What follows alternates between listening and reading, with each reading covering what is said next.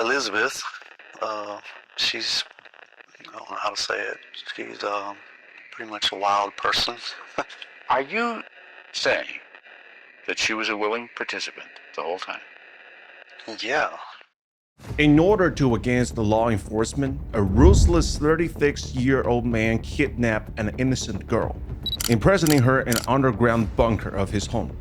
To ensure she remained under his control, he strapped a collar filled with explosive around her neck and subjected her to relentless beatings, sexual assault day and night. However, despite enduring such inhumane torture, the resilient young girl refused to break.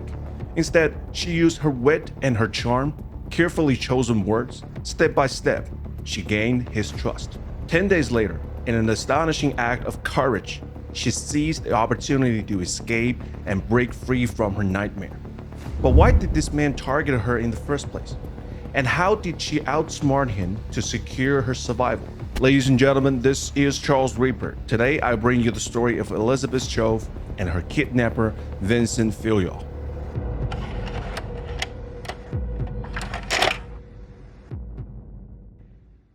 On September 6, 2006, around 5 p.m., in a small town in South Carolina, US, Madeline, a hardworking mother, still at work, and she decides to do something she does every day: call home to check on her children and make sure they had arrived safely. When the call goes through, her 12-year-old son, Donnie, answers the phone. As usual, Madeline asks him about his day at school, and then she asks to speak with her 14-year-old daughter, Elizabeth, who should have been home by now after her day at middle school. But today, something is off. Donnie hesitated. His voice is uncertain. After a long pause, he delivered a very unsettling news, and it was already late. Elizabeth did not come home. Without a second thought, she handed up the phone, told Donnie to stay inside and wait for her, then rushed out of her workplace and on her way to home. On her way home, Madeline keeps calling her daughter, but no matter how many calls she makes, the phone remains unanswered. Panic claws at her as she dials Amanda's number. Amanda tells her that Elizabeth get off the bus at the nearest stop to their house, then walks toward home. Another classmate, Scott, also saw her at the bus stop. After hearing Amanda's account, Madeline can't help but think the nearest bus stop is only about 100 meters from her home. Usually, it takes just 2 or 3 minutes to walk there. If, as Amanda said, Elizabeth really got off the bus and walked home, she should have arrived by now. Why hasn't she come back? Where could she have gone? With no news of her daughter, Madeline's nerves fray, the darkness of uncertainty creeping into her thoughts. The clock ticks on, but Elizabeth's silence remains. Her heart pounds against his chest like a drumbeat of impending doom. She calls her husband, urging him to come home immediately so they can search for their daughter together. After her husband arrives home, Madeline tells him everything she knows about the situation. She suggests that they each call their relatives. However, none of them have seen Elizabeth. With no luck from the relatives, Madeline and her husband turn to asking nearby neighbors. They ask almost every neighbor around them, but unfortunately, no one has seen or heard anything. As night begins to fall, Madeline and her husband still have no news of their daughter. The forests that surround their home, dark and silent, hold only threat of confusion and disorientation. They know once night falls, it's easy to get lost in those woods, and the thought of their daughter wandering alone, vulnerable, haunts them. Madeline and her husband decide to call the police, even though Elizabeth has been missing for less than 24 hours. At the police station, the officers listen with detached professionalism, their skepticism heavy in the air. A 14-year-old girl? Likely just another case of rebellion, they think. What's the rush? The idea that she could be in real danger doesn't cross their minds. They suggest waiting for more time to pass before taking any action. But Madeline, knowing the quiet strength of her daughter, refuses to accept this cold dismissal. Elizabeth would never run away. She would never vanish without reason. The tears in her eyes plead with the officers, and at last, they relent. The search for Elizabeth begins. At first, the police believe that Elizabeth is likely lost in the woods. Their search divides into 2 paths.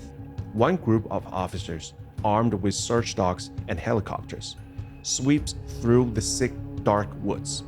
Meanwhile, another group reaches out to the local TV station, spreading the word about Elizabeth's disappearance. But after 9 days, there's nothing. No sign, no trace. Madeline, her heart sinking, her eyes hollow from endless tears, spends each day crying, unable to shake the feeling that her daughter might never return. Just as she's about to give in to despair, doubting if Elizabeth could have survived, the 10th day arrives, and with it, a single mysterious text. The message, brief and cryptic, reads, "Mom, it's Elizabeth. I'm near Mount Mary, on the road where the big trucks pass." With a flicker of hope, Madeline rushes to the police station, showing them the message. However, because the message is so short and doesn't explain why Elizabeth would be near Mount Mary, the police suspect that it's just a prank from a child who saw the news of Elizabeth's disappearance on TV. But Madeline and her husband have endured 9 long days of silence, refuse to let this threat slip away. They know the odds are slim, but they can't afford to ignore the hope. This is their last chance, and they won't let it go. After much pleading from the couple, the police finally take the text message seriously. They trace the phone number using satellite positioning. The location matches the description in the message, and the phone number belongs to a 36-year-old man named Vincent Filio. With this new information, the police deploying search dogs and helicopters based on the coordinates. However, they make a questionable decision. They publicly reveal the phone number and the lead in the news, hoping someone who knows Vincent will come forward with useful information. Upon reaching the satellite-tracked location, the police begin their search, but something doesn't feel right. The area is eerily quiet. Despite their exact coordinates, despite being at the very spot of the phone's GPS directed them to, Elizabeth is nowhere to be found. Time is slipping away. With no other choice, the police expand their search, spreading out over days, growing more desperate with each passing hour. The tension is unbearable. They're so close, yet so far. After several agonizing days, a faint glimmer of hope begins to flicker in the distance. A breakthrough in the case. The phone rings at the police station, and the voice on the other end sends a shiver through the air. A strange woman, claiming to know the owner of the phone number linked to Vincent. Her voice is sharp, cutting through the tension as she reveals herself to be his ex-girlfriend. The woman tells the police that Vincent is a dangerous man. When they were together, he had assaulted her 12-year-old daughter. Now, with Elizabeth missing and the help text coming from Vincent's phone, the woman fears that Vincent is the one who has taken Elizabeth. She believes the kidnapper might have occurred in a bunker Vincent once showed her deep in the woods, a place she believes where Elizabeth might be hidden. The police act quickly, following her instructions to the letter. They arrived at the house, empty, abandoned, save for a single old mattress. The place feels cold, lifeless, no signs of anyone having lived there. The emptiness of the house seems unsettling. One officer, sensing something odd, begins to inspect the mattress. After lifting it, he discovers a hole drilled into the floor beneath. With reinforcements, the police push aside a layer of plywood, and to their shock, they uncover a hidden underground chamber. The chamber is about 14 feet deep, with a toilet and a kitchen. Yet, despite the discovery, there is no sign of Elizabeth. But even in the face of despair, the police refuse to relent. The clues from Vincent's ex-girlfriend lead them to believe that the twisted man has more than one bunker. If he's not here, then he must be hiding somewhere else, in some other secret hole. The police intensify their efforts, using the mobile phone's GPS tracking, sweeping every road, building, and forest nearby. Finally, as they pass through a wooded area, they hear a girl scream. It's her, Elizabeth, the girl they thought they had lost forever. After sending Elizabeth, bruised and battered, to the hospital, the police arrest Vincent, who is attempting to flee with his luggage. At the hospital, through tearful eyes and raged breaths, she tells them the unimaginable, a tale of torment that has stretched across 10 long days. Every word she speaks reveals a nightmare, far darker than any they could have imagined. On the afternoon of September 2, 2006, after school, Elizabeth planned to take the bus home with her friends, as she did every day. As the bus pulls into the stop, she waves her friends goodbye, stepping off the vehicle. She walks down the familiar road towards home, her steps light and carefree. But as she nears a bush, barely 300 feet from her door, a middle-aged man dressed in a police uniform suddenly emerged from the bushes. This man was Vincent. He tells Elizabeth she's under arrest, that she's caught for possessing marijuana, and that she must accompany him to the police station. Her parents would bail her out. After saying this, Vincent handcuffed Elizabeth and began leading her into the depths of the forest. A 14-year-old girl, confused, frightened, and alone, has no choice but to follow. But with each step, doubt begins to creep in. Something feels wrong. This man wasn't taking her to the police station at all. Instead, he was deliberately leading her in circles through the woods. Sensing the danger, Elizabeth knows she must escape. She must run. But before she could get far, Vincent caught her and dragged her back. Without mercy, he slaps her across the face real hard before unleashing a brutal barrage of fists and kicks. And then, with a twisted smile, he places a cold, metallic collar around her neck. He tells her that the collar is filled with explosives, that if she dares to try to flee again, she will blow her apart and then kill everyone she loves. Tears streak down Elizabeth's face, her body trembling under Vincent's cruel threats. At the same time, she realizes that the town's forest is completely deserted at night. Even if she screams until her voice breaks, no one would hear her. What's worse is that if she angers him, it won't just be her life at stake. Her family could die too. Elizabeth knows one thing: panic will only get her killed.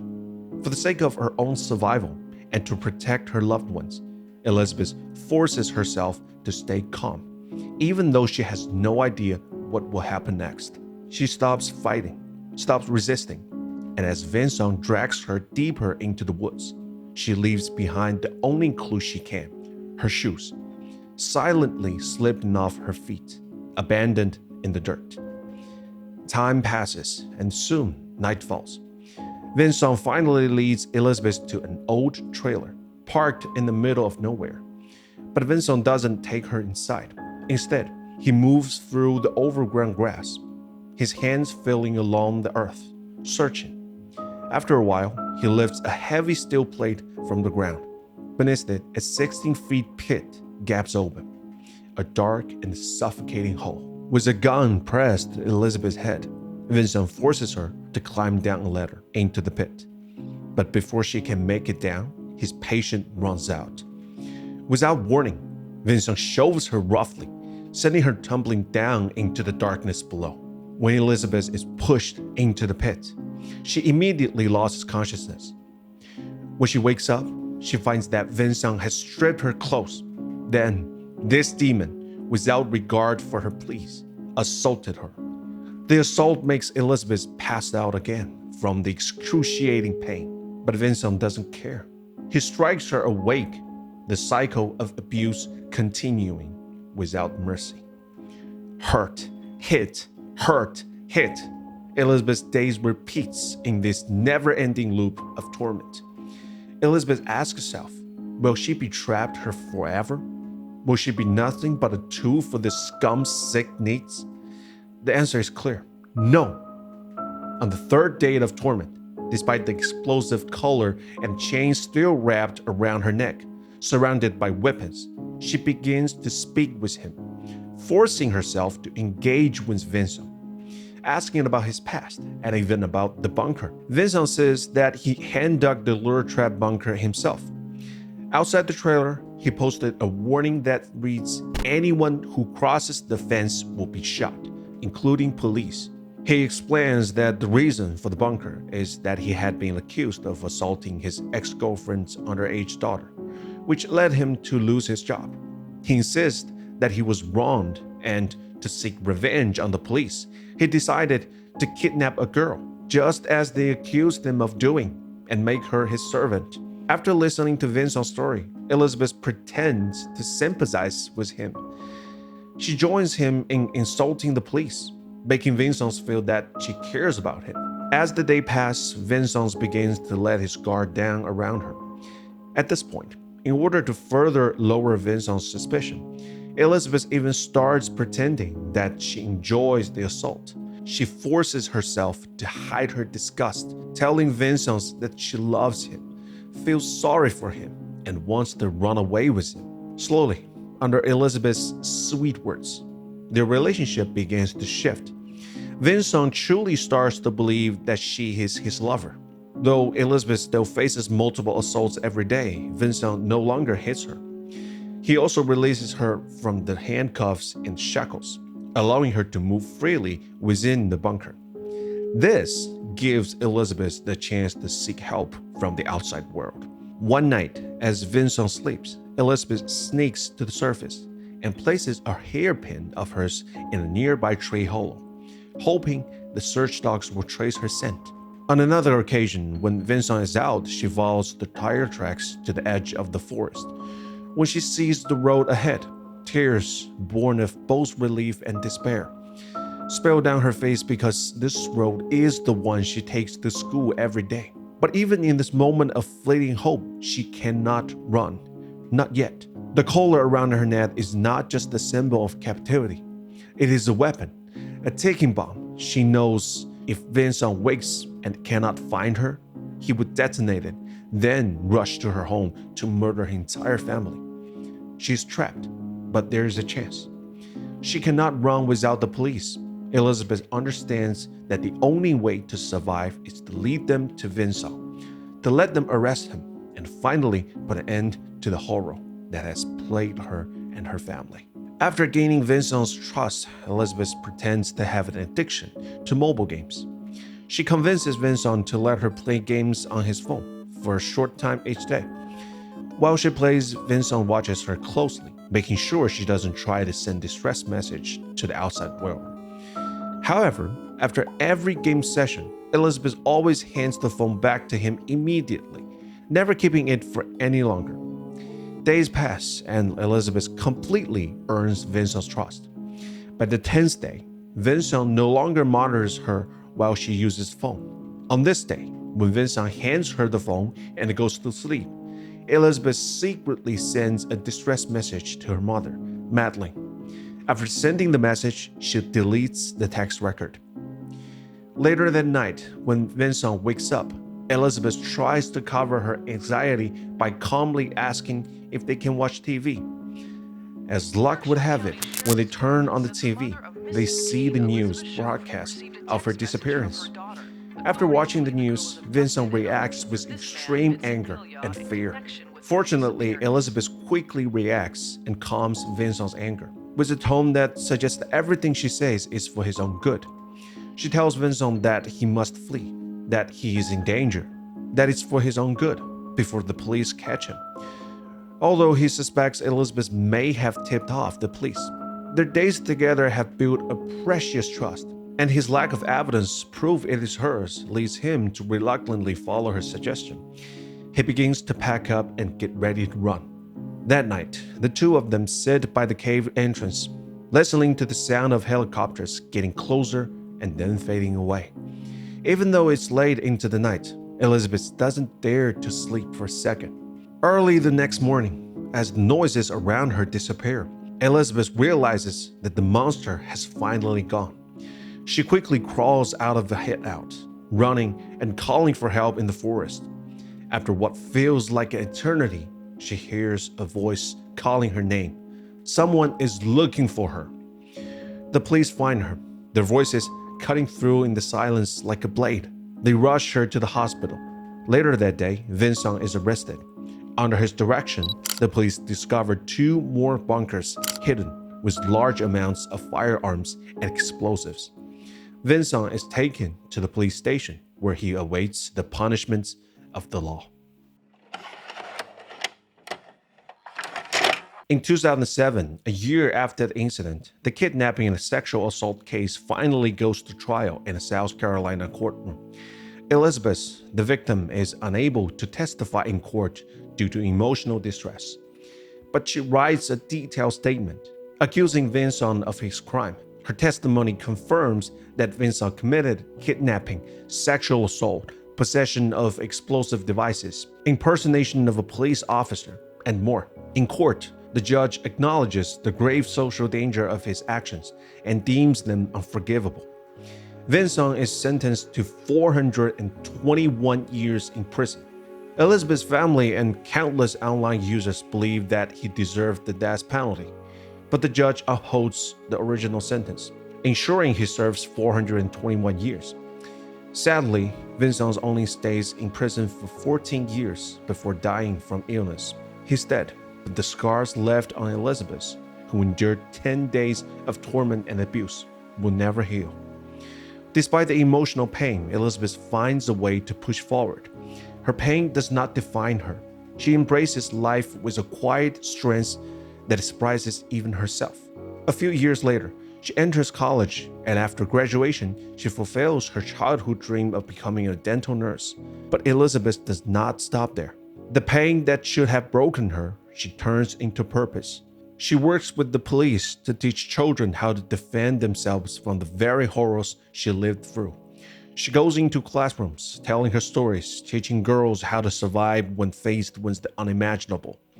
Using her personal experience, Elizabeth teaches young girls in schools how to survive in dangerous situations. In this case, 14-year-old Elizabeth uses her intelligence and remains calm while dealing with her kidnapper.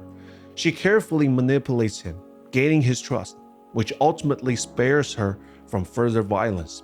In the end, it is her quick thinking, sending the secret distress message, that leads the police to her location, allowing them to rescue her. She's not just a survivor, she's a warrior of the mind. Her actions in the face of abduction are not just extraordinary, they are a lesson in survival.